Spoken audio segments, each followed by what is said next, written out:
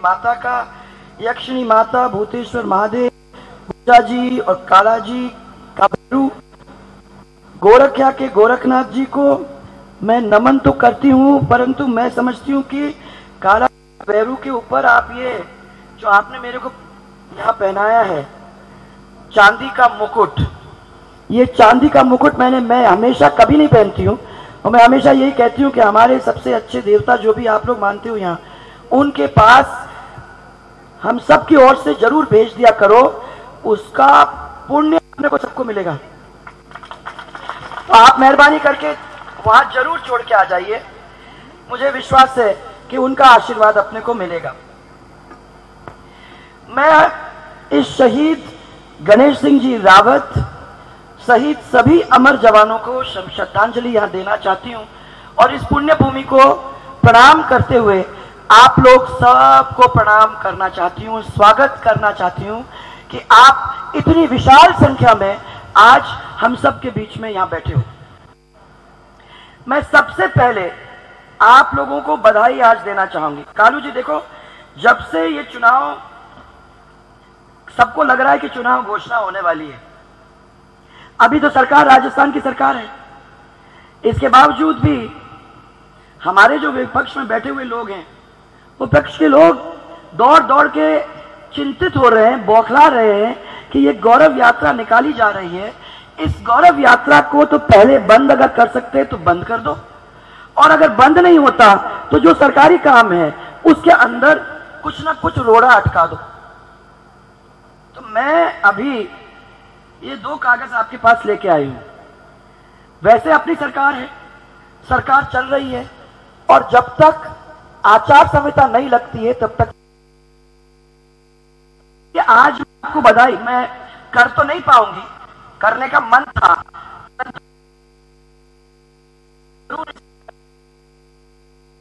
हुआ है, इतना बड़ा काम हुआ है। 2222 करोड़ चंबल भीलवाड़ा बृहद परियोजना का आपका द्वितीय चरण और पहला चरण है। 2000 करोड़ माता बहने, छोटा काम नहीं है। और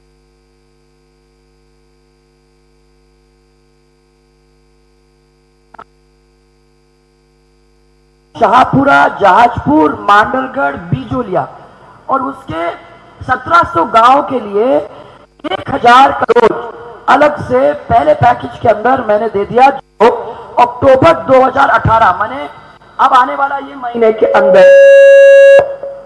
1 महीने के अंदर पूरा हो जाएगा। आज मैं आपको सबको बधाई देना चाहती हूं, क्योंकि ये तो कंप्लीट हो गया। फिर जब द्वितीय चरण होगा उसका भी शुरुआत अपन कर रहे हैं।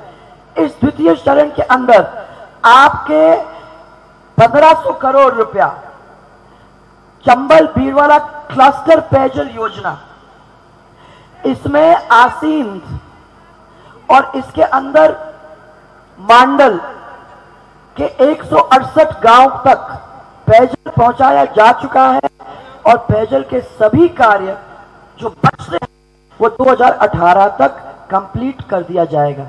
मैं आप सबको बहुत बहुत बधाई देना चाहती हूं, क्योंकि 2000 करोड़ रुपया और जिस क्षेत्र के अंदर पानी नहीं था वहां पानी का काम कंप्लीट अपना हो गया।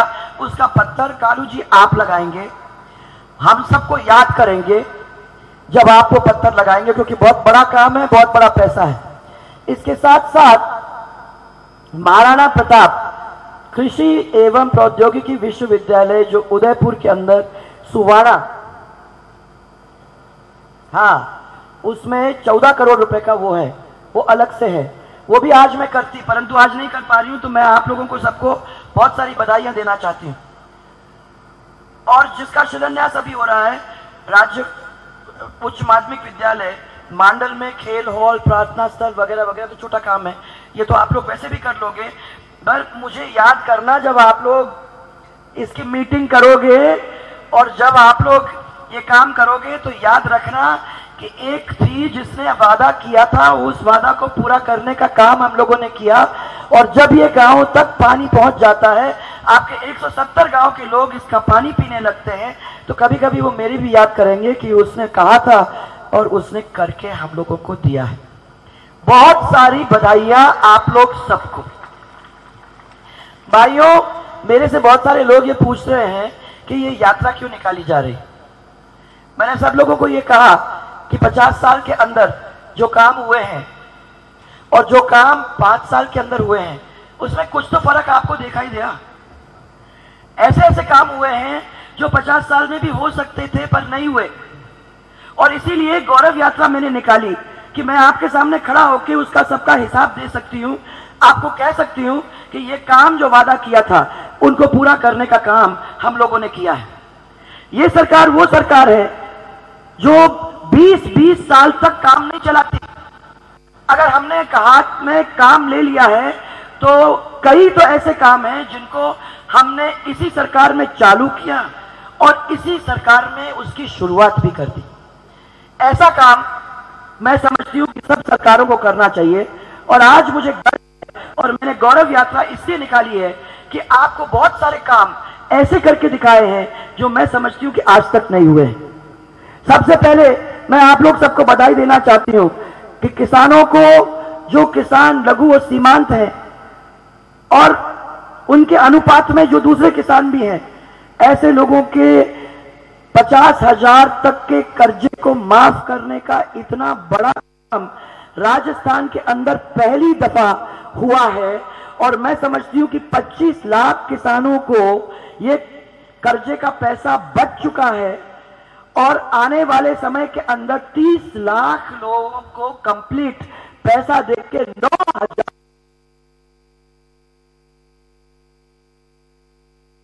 काम हैं जो आज तक हमारे इस प्रदेश के अंदर नहीं हुआ है।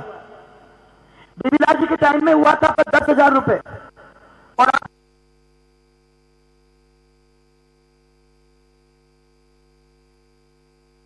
अब 50,000 का कर्जा माफ करवा दिया। उनको 50,000 रुपया देने का काम हम करेंगे ताकि उनका काम नहीं रुकेगा और वो आगे भी अपना काम कर सकेंगे। उनको और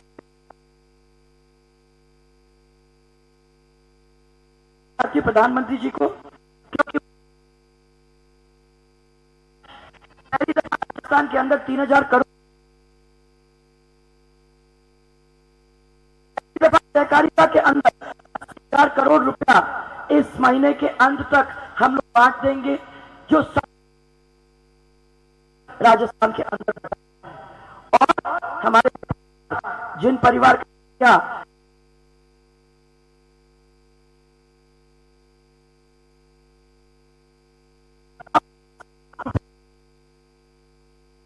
ताकि आप लोगों को किसी के सामने हाथ फैलाने की जरूरत नहीं होगी। किसान वाकई में हमारा अन्नदाता है। मैंने 50 साल से ये अन्नदाता अन्नदाता शब्द सुना है, परंतु मैंने कभी विधानसभा के अंदर सुना, इधर उधर सुना, परंतु अन्नदाता क्या होता है मेरे को समझ में नहीं आई। मुझे मालूम था कि जब भी नई सरकार आती है तो आपके सबसे पहले बिजली के दाम को बढ़ाने का काम करती है। हमने ये कोशिश कर ली कि कृषि की बिजली दर बिल्कुल नहीं बढ़ाएंगे, और 5 साल हो गए भाइयों, कृषि की बिजली दर को बढ़ाने का काम नहीं किया है। और जबकि राजस्थान की सरकार के बिजली की कंपनी के ऊपर पिछली सरकार 80,000 करोड़ का कर्जा छोड़ के गई है। 2.5 लाख करोड़ और 80,000 करोड़, कितना बड़ा कर्जा माताएं बहनें हम लोगों के ऊपर छोड़ के गई है। कुछ दिन के लिए हमको यह भी लगा कि क्या कहीं ऐसा तो नहीं है कि बिजली का भट्टा बैठ जाएगा, परंतु हमने मेहनत की, हमारे विभाग ने मेहनत की, और मुझे खुशी है आपको बताते हुए कि हमें पैसा बढ़ाने की जरूरत नहीं पड़ी। हम लोगों ने करीबन 550 करोड़ रुपया अलग से देके जो पोल टूट गए थे उनको खड़ा किया, जो पोल गिर गए थे उनको खड़ा किया, जो लाइन लंबी हो गई थी उनको खींच लिया, जहां ट्रांसफार्मर्स बिगड़ गए थे उनको ठीक किया। पूरे आपके क्षेत्र के अंदर बिजली की व्यवस्था को ठीक करने का काम उसके लिए 550 करोड़ रुपए दिए। मेरे से माताएं बहनों को ये पूछा कि हमने घरेलू बिजली आप लोगों को दी है, और हमने कोशिश की है कि ये 20 घंटे से लेकर 22 घंटे तक इतना सब कुछ कर्जा होने के बावजूद भी आप तक पहुंचाने का हम काम करें।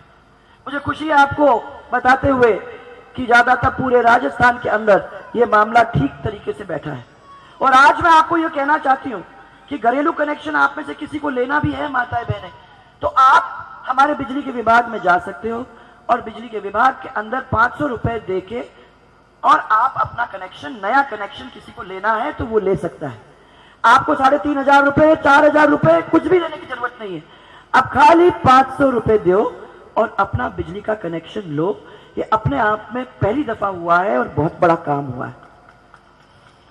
भाइयों, 2 लाख कनेक्शन और हमारे किसानों के लिए हमने घोषणा की है और दिसंबर 2018 के अंत तक हमारी कोशिश है कि हम भी ये नए कनेक्शंस भी सब लोगों के बीच में बांटने का काम करेंगे। किसी भी ढाणी के अंदर बिजली नहीं हो, ऐसी परिस्थिति नहीं हो, हमने वहां तय किया है कि बिजली का कनेक्शन एक वहां तक पहुंचाएंगे और जिन गरीबों के घर में लट्टू नहीं है, ऐसे के घर में एक एक लट्टू पहुंचाने का काम करेंगे। ये हम लोगों ने तय किया है और वो मार्च 2019 तक। अब मैं ये पूछना चाहती हूं, मेरे जो लोग विपक्ष में बैठे थे कि ये 50, अगर 5 साल के अंदर माताएं बहनें हम ये सब काम कर सकते हैं, तो 50 साल में अगर इन लोगों ने ये सब काम कर दिए होते तो राजस्थान बीमारू प्रदेश नहीं होता, वो बाहर निकल के एक नया प्रदेश बन जाता, एक बहुत शक्तिशाली और तरक्की करने वाला प्रदेश बन जाता। परंतु इन लोगों ने अपने जेब भरने के सिवाय और कोई काम किया नहीं, जनता का सोचा नहीं, किसी और का सोचा नहीं।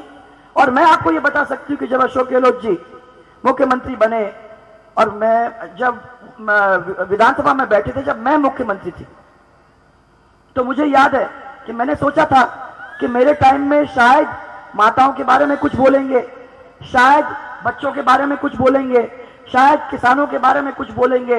विधानसभा में न विपक्ष में बोले और न जब वो मुख्यमंत्री हैं वो बोले।